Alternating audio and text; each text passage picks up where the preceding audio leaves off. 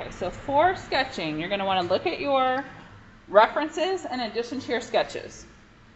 So I know I want like this tree or something similar to be like 1/3 really tall on the side. So I'm going to draw a little bit darker so you can actually see it, but it should be as lightly as humanly possible. So you're holding your pencil at the very end like a wand, holding it at the very end. All right, so I do want the top of the tree to show, and then it's going to go off the page at the bottom. So at the top of my paper, I'm going to give myself a little guideline. Okay, I want the tree to come up to like here. And again, I'm going darker so you can see it.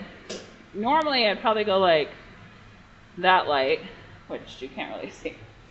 Okay, then for the width of the tree, about 1/3 of my paper.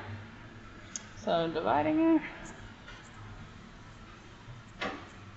So I want that tree to fit, let me go darker. I want that tree to fit in that space. So that's super light. Okay, next, if I'm blocking in, I'm going to have a foreground.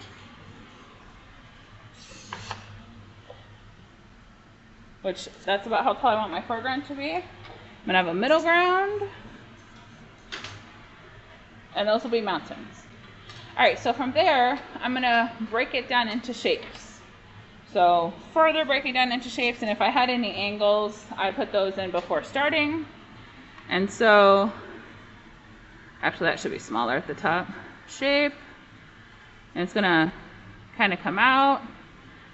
It's going to go off the page over here, but I want it to be on the page here. So the basic structure of that tree. Super light, super light. Then I would draw in my like basic foreground, how I want it to be. My middle ground. Coming in, I'm going to have like background kind of mountainy pieces. And then I'm going to put a guideline for where I want some of these trees. And I want the layered effect too. And I'm going to kind of mix and match. And then I have another picture kind of in my head. All right. I'm going to go a tree here, maybe a tree there, some trees in the background. Maybe I'll have that one come down a little bit further. This one can come down a little bit further. From there, I'm looking at like this one's going to be a little bit more curved or rounded. And these are more triangular. This is all super light.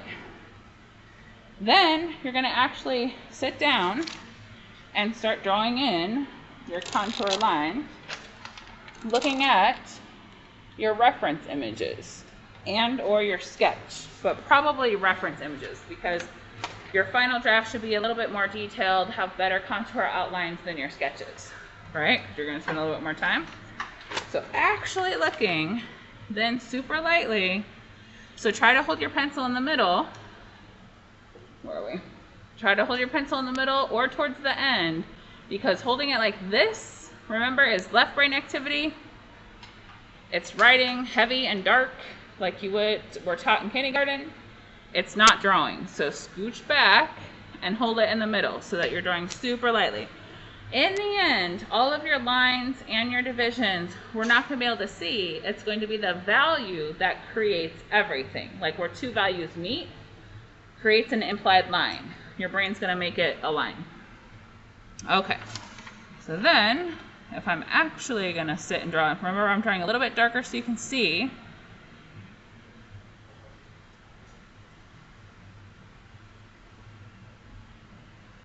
And that piece kind of comes all the way out. I'm going to have that go off the page. Well, maybe not off the page.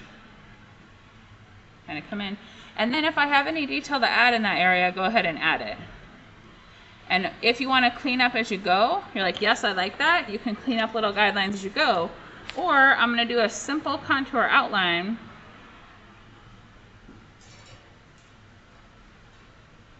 And I am a sketchy drawer, so I'm going to go back and clean it up.